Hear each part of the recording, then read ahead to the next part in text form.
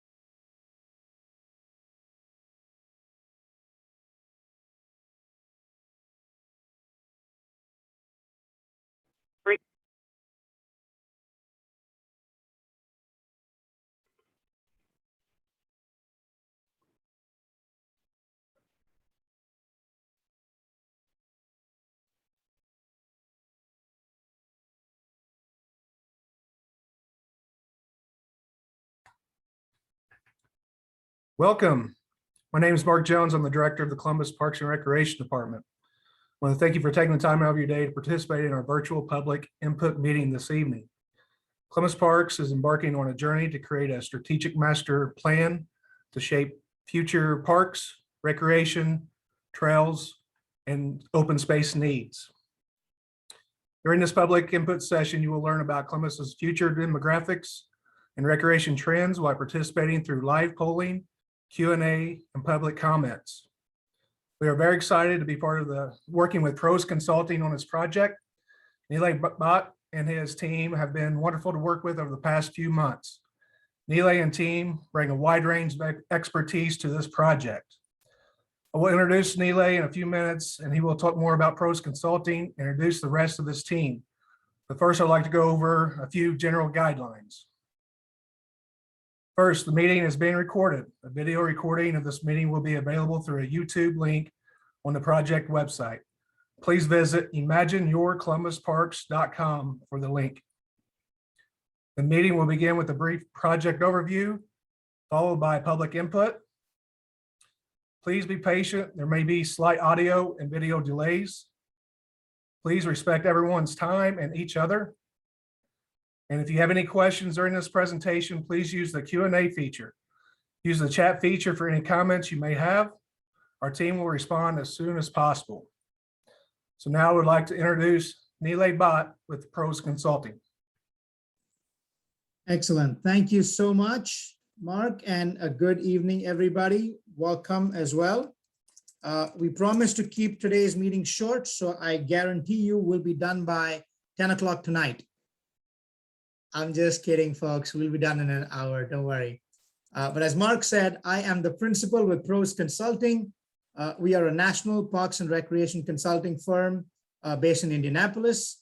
But this is all we do all over the country, coast to coast, border to border, 45 states, 7 different countries. I'm trying very hard for a project in Hawaii. But till that happens, we love Columbus, Indiana, and would love to help shape the future of the city as well. Part of my background, I've been with the company for the last 15 years, and I've led the plans for Indianapolis, for Carmel Clay, been involved in plans ranging from San Diego to Las Vegas, Miami to Atlanta, and really, systems all over the country from Anchorage, Alaska to Allentown, Pennsylvania. I also am a former Disney cast member, as well as the curator of TEDx Indianapolis. And so everything we do with this plan and the approach is really focused on 1, the guest experience, and 2, telling the story of parks and recreation and what this can do to transform the Columbus community. So I have 2 of my other colleagues with me as well. First up is Philip Parnin, who has been on Mark's side of the table himself. So I'm going to turn it to Phil to do a quick intro and talk a little bit about him too. Phil, you're on mute. Thank you. As Nilay said, my name is Philip Parnin. I am a associate principal with Pros Consulting. Prior to Pros, which I've been with since 2017. Prior to that, I spent 25 years in the field of public parks and recreation, including the last dozen as director of Brownsburg Parks in Brownsburg, Indiana.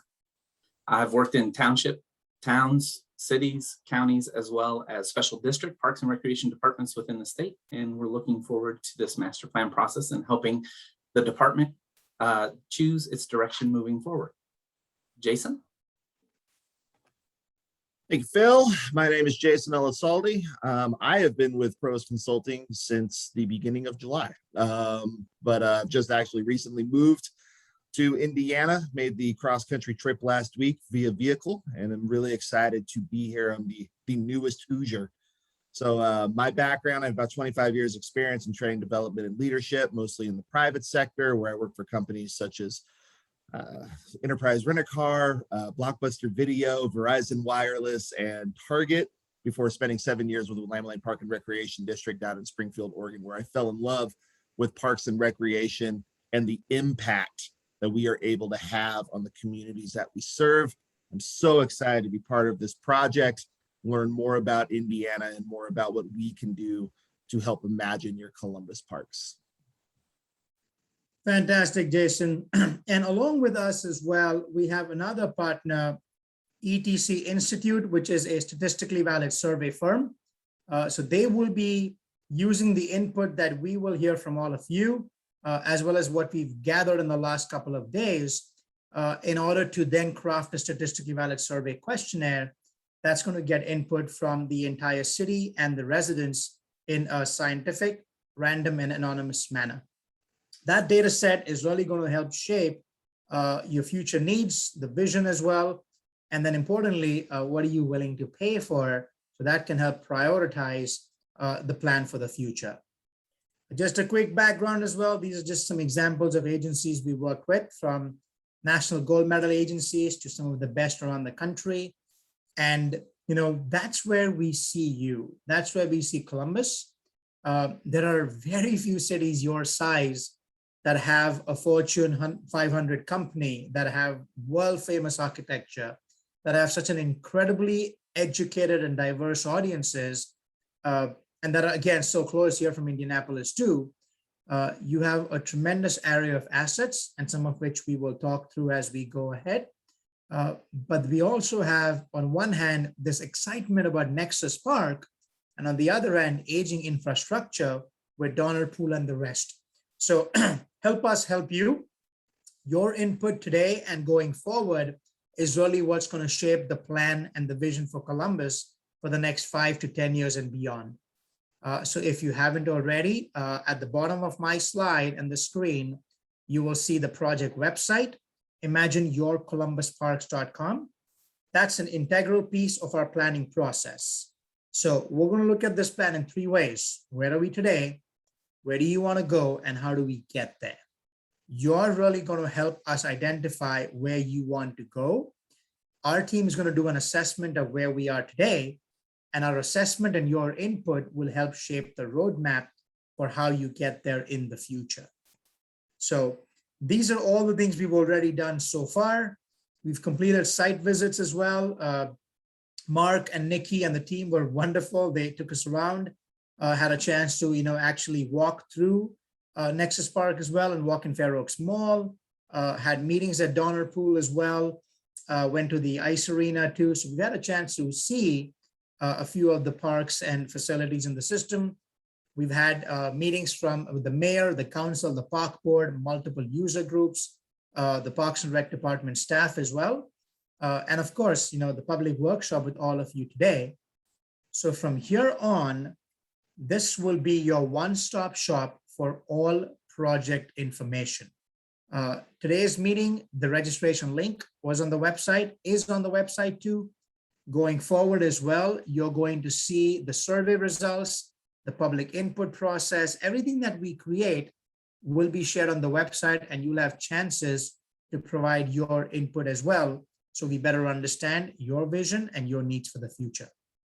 Speaking of you, one of the tricky things in these virtual meetings is we never quite know who's in the virtual audience, right? So I'm going to actually open up some polls here for you.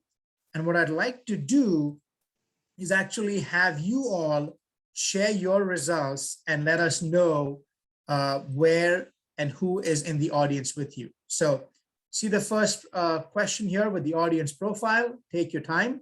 I'd love for you to go through this and share your results, please.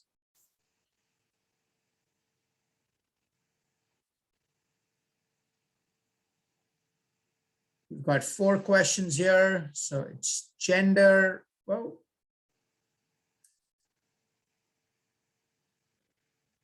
it's 8 segments. It's zip codes. And if you are attending virtually, how many people are attending here with you? So we'll give you all a few seconds and then let's see the results.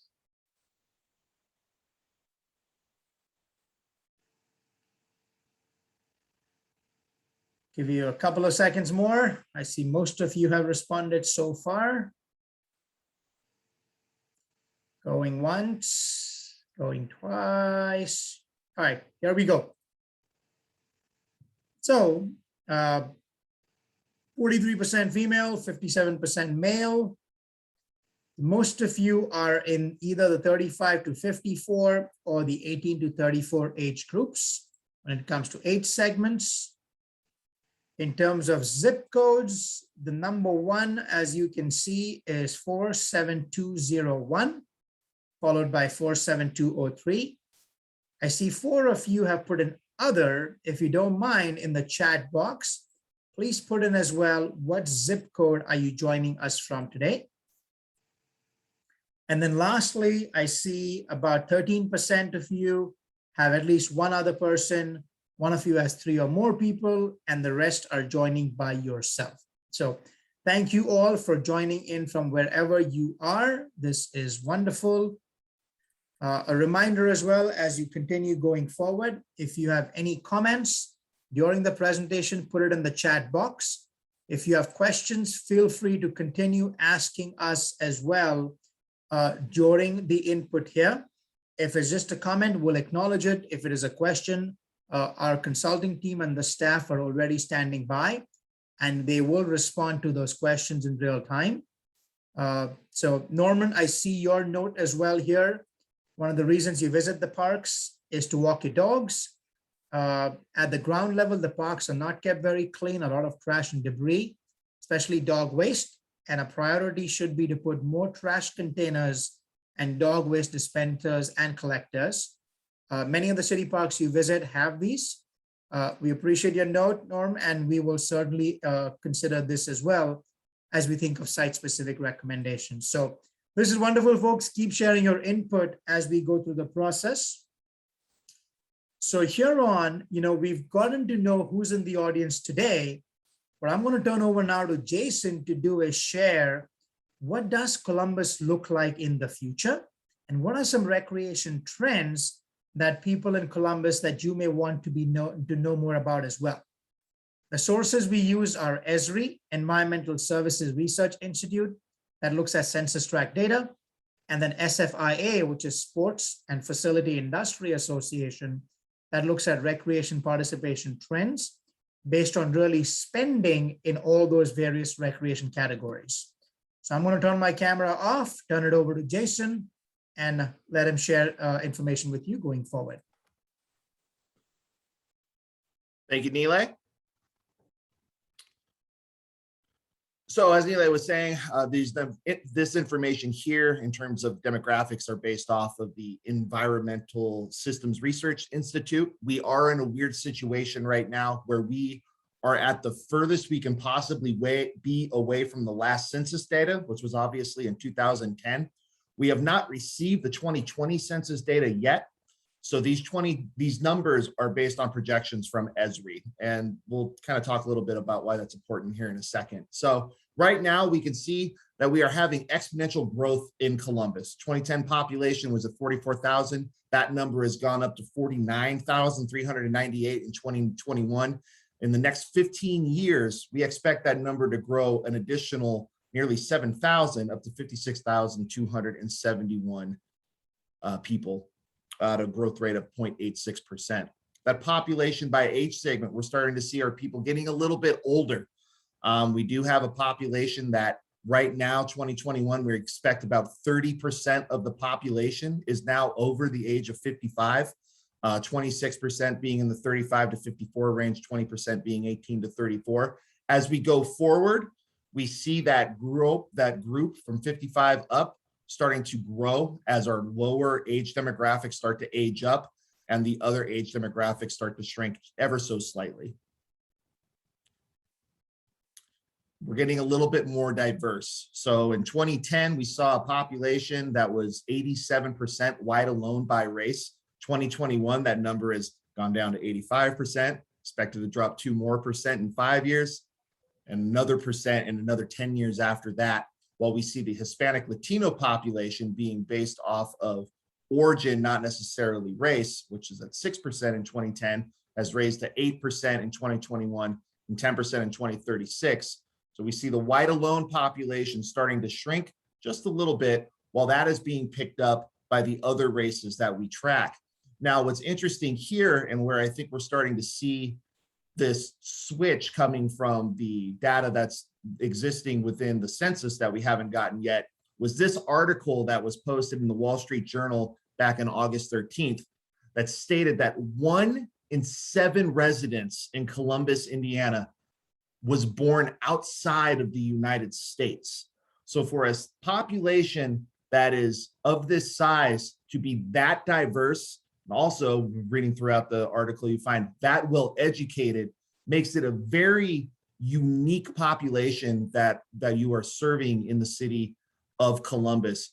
And that diversification is happening at probably a faster rate than the Esri data might be showing at this point. So it's going to be very important to note that census data when we receive it, hopefully by the end of the year. Our income numbers, we have an above average income, probably geared to the very strong, the Fortune 500 company that we have tied with Cummins.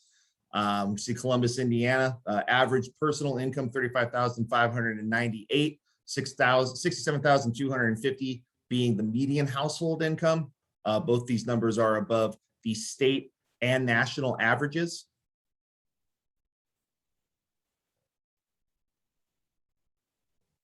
So now we switch over to our trends. So this information, our MPI numbers, are going to be based off of a national average of spending that is tied towards these particular activities.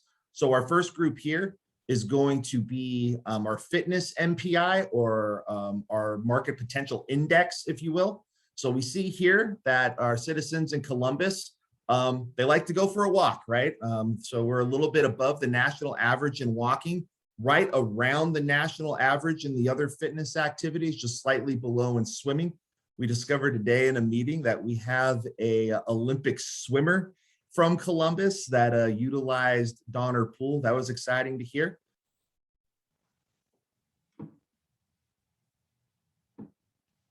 We have a slightly above average sporting interest. So we have a community that is above average interest in golf, in volleyball, in football, right at the national average in baseball, and then just slightly below in basketball, softball, and we get a little bit of a dip in tennis and soccer. And then that outdoor activity market potential index, above average in fishing, in the freshwater, enjoy horseback riding, canoeing, and kayaking, right at that national average when it comes to saltwater fishing. And then again, just slightly below in those other categories. We see overall a community in Columbus that is active right around the national average in other things, not super high in any one level, not super low in any one level as well. Thank you, Jason. I am going to now turn it over to the community engagement aspect here and show you just a couple of quick examples, especially about the survey, because some of you may actually get this sometime late next month or early October. So this is going to be sent through a firm called ETC Institute that I shared earlier. It'll have a cover letter from the city, and they will be sending this randomly to households throughout Columbus. You're going to have a choice to either take this by mail or call in the phone, and or take this online as well. They are able to do this in multiple languages, so we don't want English to be a barrier for anybody to not be able to take the survey. And our goal in all the mumbo jumbo you see at the bottom really is ensuring that for any process to be defensible, we have to be able to repeat the survey again and again and get results that are fairly consistent. And what this tells me is that if I were to do this process 100 times, I'm 95% sure that the results we will be getting are within a margin of error of plus or minus 4.9%. That's what makes this defensible. And the chart you see here, these are the kind of data points we will be able to get where it shows us based on the combination of what is important to you and the members of the community. And from that, what is still an unmet need. Those are the things that become the highest priorities for investment, right? What prevents you from using parks, recreation facilities, programs more often? We're actually going to go through some of these questions in the poll today as well. But that's what we're going to also ask folks in the survey. So we better understand what are the barriers that we can perhaps help address and reduce to increase participation from the community. In the last year and a few months, we've been asking these questions specifically as well about COVID in terms of simply the perception of parks, trails, open spaces, etc.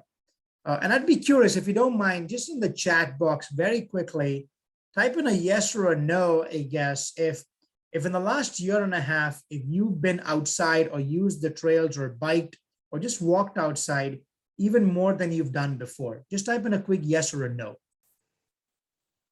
See, Cindy says yes, as is Eva, Brian, Monica, Cheryl, Eric. Oh, that's wonderful. I mean, pretty much all of us, I know we've biked more in the last year than we probably did in the last 3 or 4 years put together. And that's wonderful. And I really, really hope that we're not going back to how we were, but we actually create a system and environment where we value and we have even more access to parks, trail connectivity, and so on. So these are some of the questions we will be asking in the survey. And what I'd love to now have you share is information about your current usage, the quality of the parks and facilities you use, and the access to those as well. So I'm going to open up the second poll for you right now. Here you go. So you've got multiple choices. For the first one, it's a single choice of how often you use any Columbus Parks, trails, or facilities. The second one is a multiple choice where you can share which amenities and facilities do you use regularly. And unfortunately, Zoom lets us only add in 10 of these. So if there is anything that is not included here, by all means, please feel free to add in other and just type in the chat box. Third question is about how would you rate the overall quality of the parks, facilities, and trails? Fourth is, do you live within a 10-minute walk? You know, one of the vision, what we've created nationally as well with the National Recreation and Park Association, the Trust for Public Land, the Urban Land Institute combined, is this vision that every person should have a park within a 10-minute walk that they can go to. Right? So what we really want to know is how many of you do or don't. And then lastly, you know, how do you travel? Multiple choices there as well. Do you walk? Do you bike? Do you ride? Do you teleport? And I already asked someone who's responded in the poll saying that person teleports. I would love to meet you, my friend, whoever you are. That's great. So take your time, go through these questions. I'll give you about 30 seconds more here to respond to all of these. And then I'll share the results. I see Brian's note as well here. Brian, thank you for sharing. I use open fields to practice disc golf, like mill race, woods by dog park, schools, etc. All right. Others, Eric, fantastic. Utilize the hiking trails at Blackwell Pollinator Park.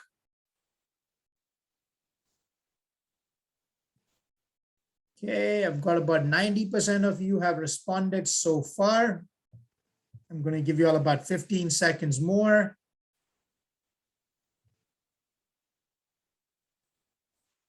Usage, quality, and access of the different parks, trails, or facilities in Columbus. I see Bob's note as well. Bob says we use nearly all of the playgrounds. That is wonderful, Bob. Thank you. Okay, let me end the poll here and share the results with all of you.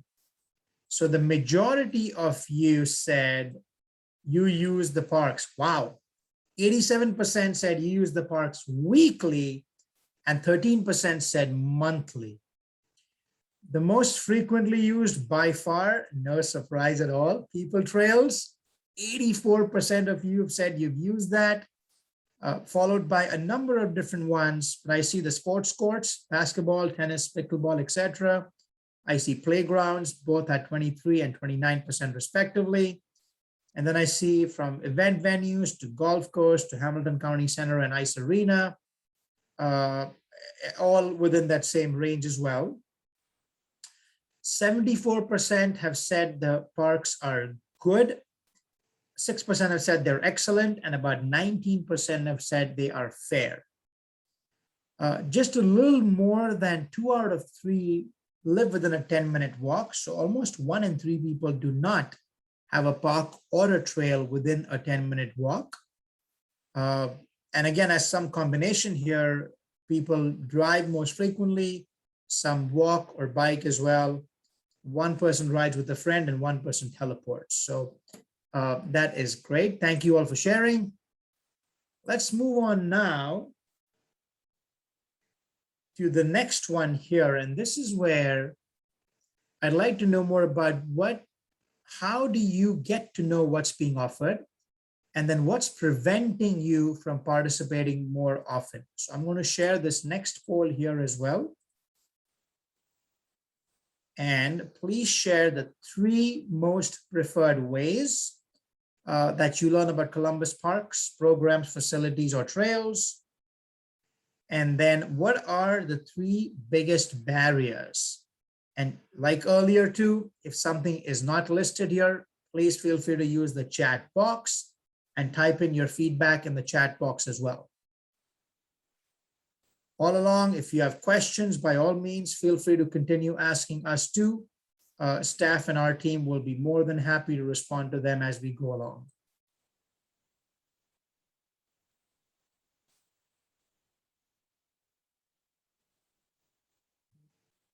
Three most preferred ways and barriers to participation. Brian says no disc golf course to play as a barrier. Thank you, Brian, duly noted. We got your email earlier as well, so I appreciate you sending that feedback too. And we'll certainly note that as well as a part of our feedback from all these meetings. Others, I see responses starting to come in. So far, social media seems to be a big one. And while you're answering these, once you've taken the polls, I'd love for you to type in the chat box, how did you find out about today's virtual meeting? Just type in very quickly if that was through a friend, it was social media, it was staff emailing you.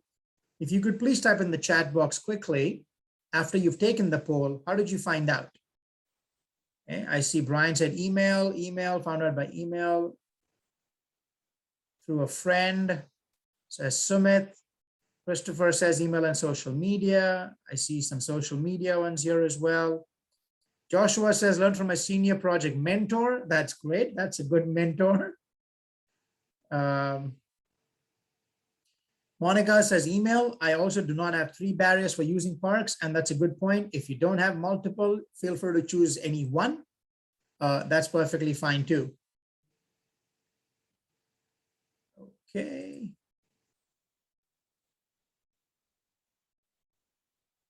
All right, I'll give you all about a minute more. I see about 75% of you have participated in communication and barriers.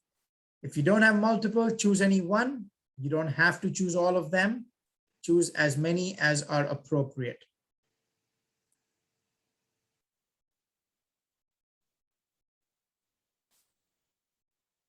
See, a couple of you have said no real barriers to participation.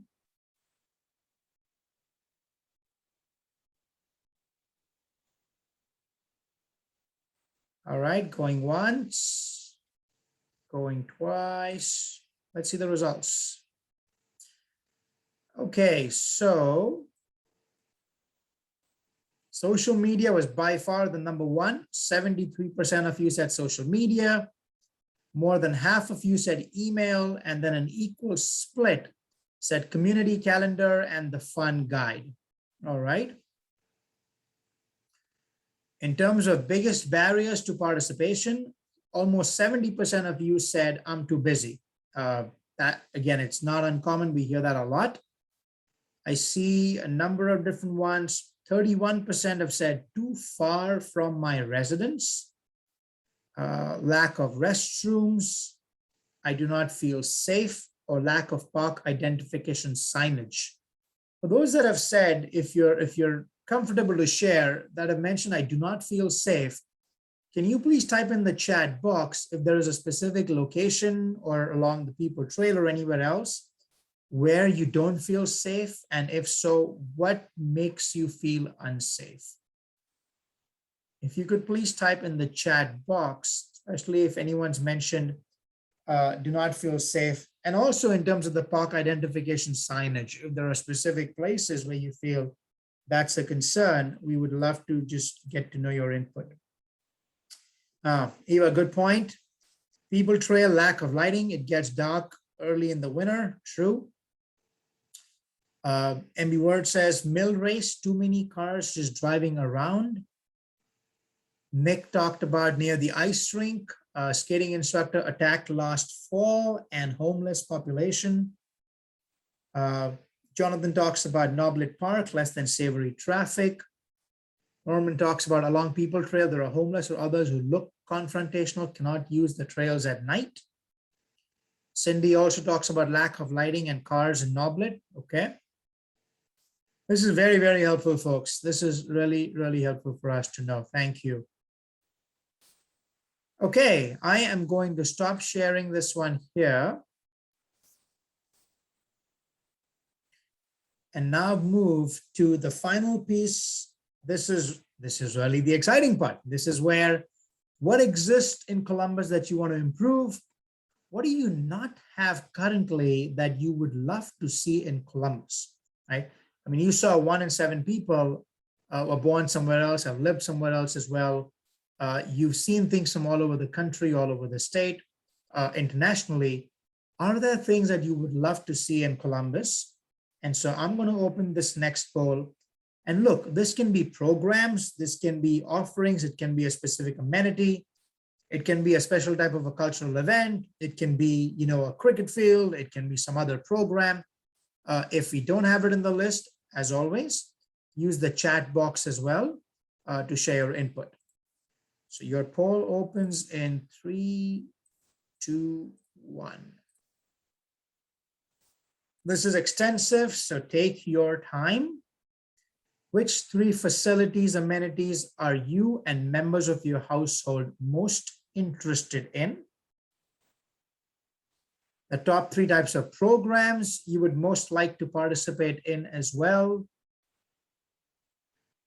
Improvements, if there's something the department can do over the next 10 years, what are the 3 most important improvements you would like to see? Your satisfaction with the overall quality and what you receive from Columbus Parks and Recreation. So these are your 4 questions. Take your time. If you have any questions of us in the interim as well, by all means, please feel free to ask us through the Q&A or type in your information. And I see Eric's information here. Blackwell Park pollinator area does not have clear signage. Many people assume it is only soccer fields. Good point, Eric.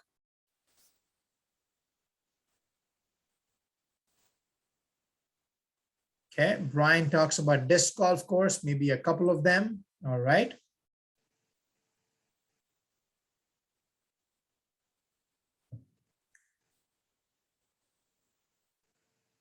See your responses coming in.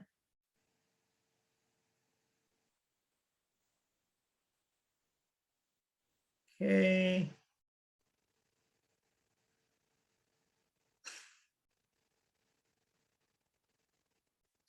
But a third of you have responded so far.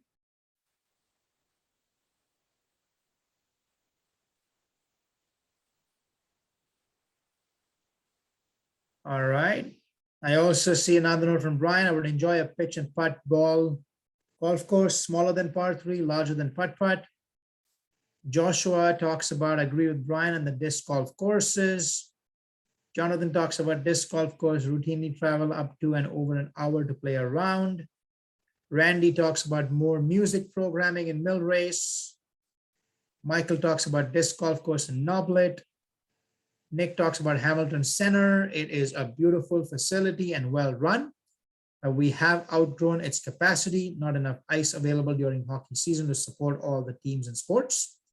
Need a second sheet of ice to support hockey, figure skating, broom ball. River walks are nice, but some have been closed due to flooding and erosion, need to expand and maintain better. The walk between Mill Race and Pump House is closed. Cindy talks about the Greenbelt staying open. Bob, splash park for kids 2 to 8, combined with a new play set area for similar ages would be absolutely wonderful. One similar to the splash park at Coast Farm Park in Bloomington would be amazing.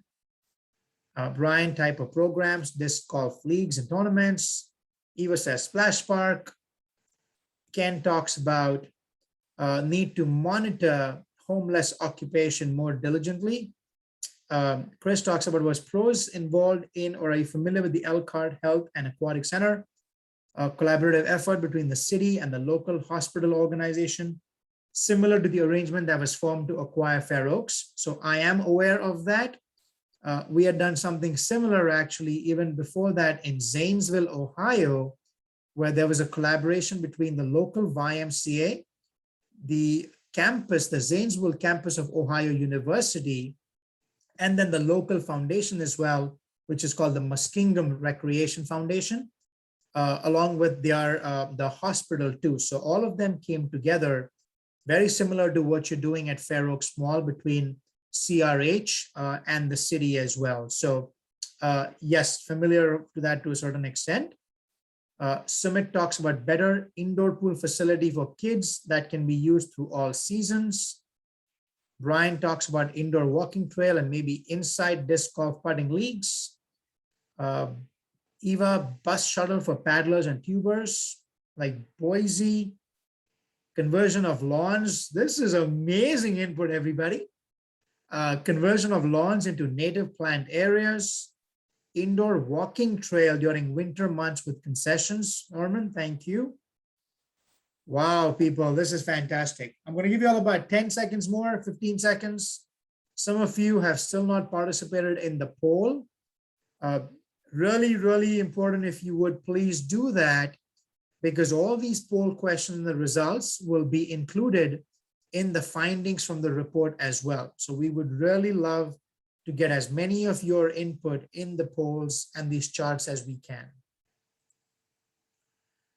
Monica talks about, agree with Nick about ice availability. Also no lacrosse fields, no indoor sports facilities. I've driven my kids all over the state to access and pay for indoor availability for soccer and lacrosse. I think once we get past this as well, Mark may want to share a little bit more about the existing vision right now for some of the potential uses that may happen at Nexus Park essentially inside the Fair Oaks Mall area. Randy talks about convert non-used lawn areas to prairie or pollinator areas. Sumit talks about better maintenance and landscaping at Mill Race and other parks will make existing parks more enjoyable. Thank you, Sumit. I agree with Eva on bus shuttle for paddlers and tubers. Michael said that. And Monica said, I also agree with Randy in terms of converting non-used lawn areas to prairie or pollinator areas. Eva talks about we need some all-season facilities, soccer, badminton, and the like. All right. Okay, everybody, I am going to start Closing the poll here. 3, 2, 1. Here we go. Okay, so as we look at which 3 facility amenities are you and members of your household most interested in? I see a lot of different results here. 45% said camping and water access, boating, canoeing, fishing, kayaking, as well as open space and trails, natural resource protection were tied. We see about 34% said gyms and indoor recreation spaces, and then a variety of different ones between aquatics, a pool and a splash pad, dog-friendly areas with no leash, and picnic areas and pavilions as well. In terms of types of programs you would be most interested in, the number one by far, 59% said outdoor adventure and recreation. Those of you that did choose that, if you could type in the chat box, when you're thinking of outdoor adventure, what do you have in mind? Are you thinking like BMX? Are you thinking zip lines, ropes courses? What are you thinking? If you could please type in the chat box.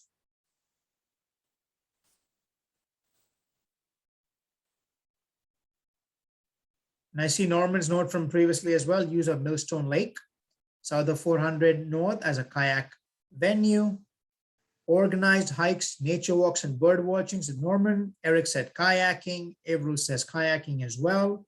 All right. MB talks about outdoor recreation, hiking, biking, and kayaking. Ava talks about kayaking too. Jonathan talks about disc golf and more fishing options. All right. Okay, so along with outdoor recreation, I see 48% of you have chosen adult recreation opportunities. 34% said group fitness, and then it's spread all over in terms of water-based activities, youth sports, age 50 plus activities, and so on.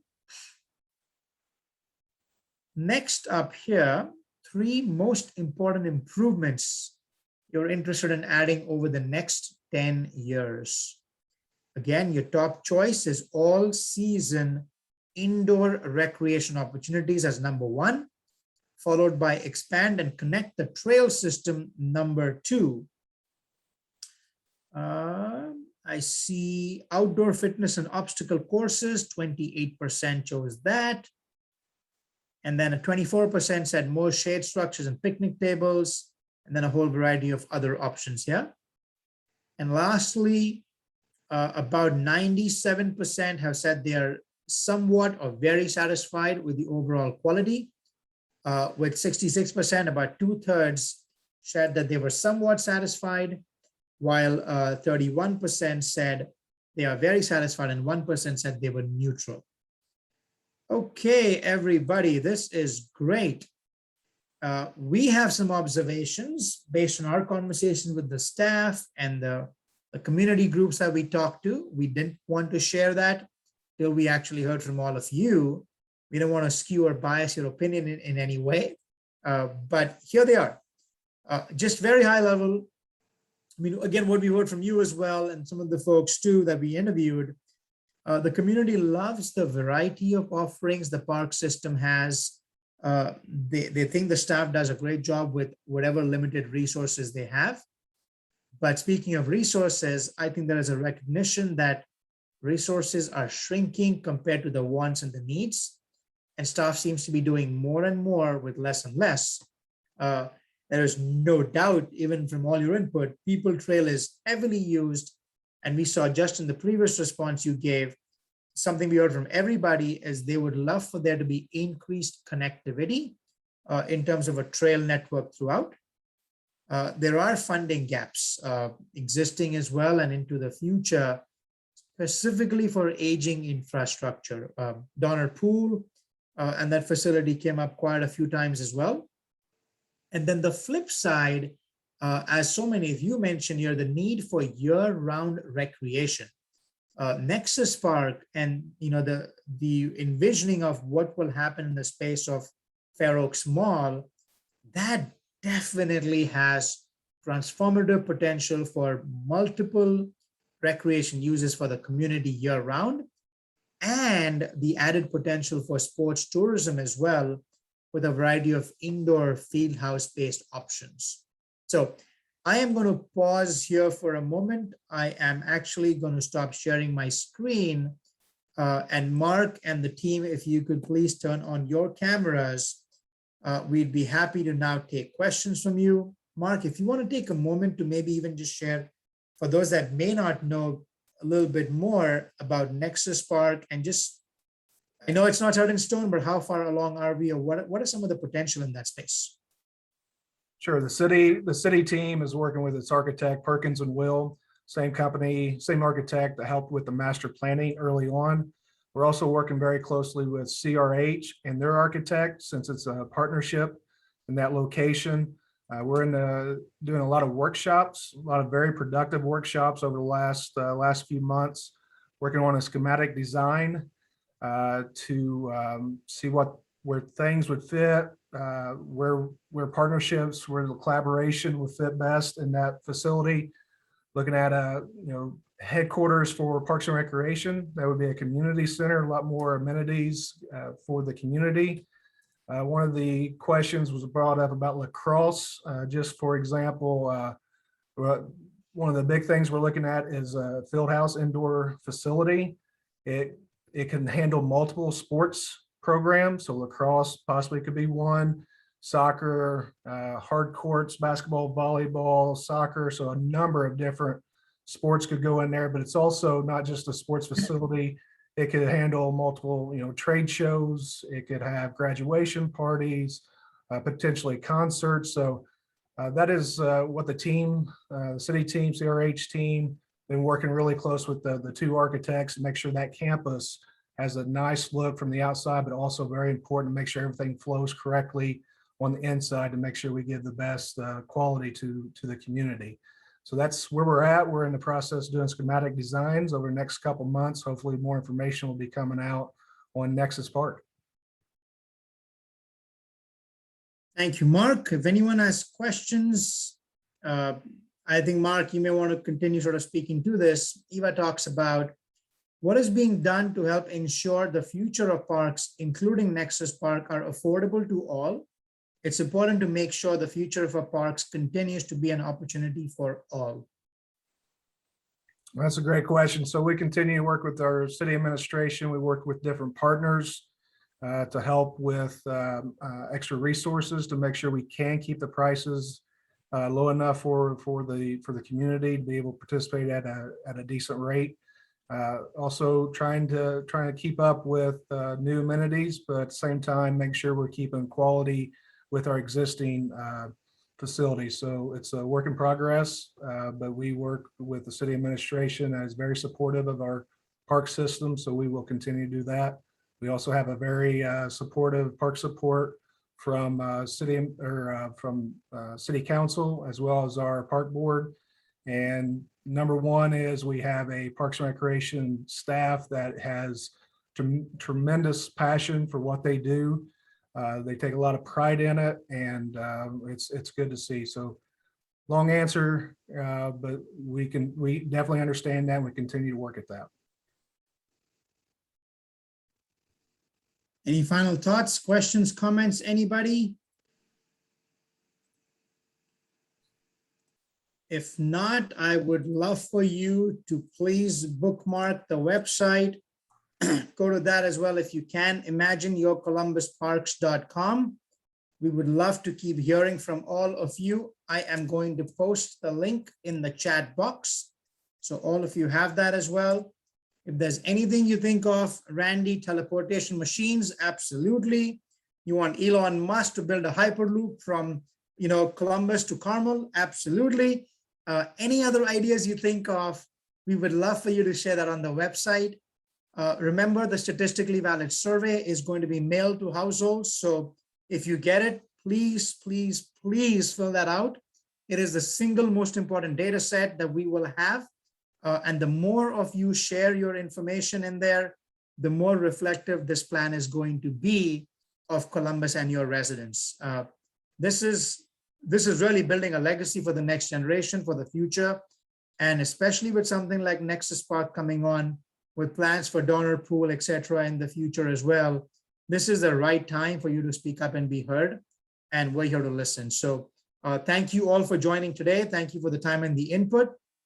Just know that this meeting's recording will also be uploaded on the website later this week. So if any of you want to go back and see it, if you want to share with others that could not join today but still want to see the meeting, you all will have access to this and all our findings as we go forward on imagineyourcolumbusparks.com. So thank you all again. Be well, take care, and look forward to continuing the conversation. Thank you all.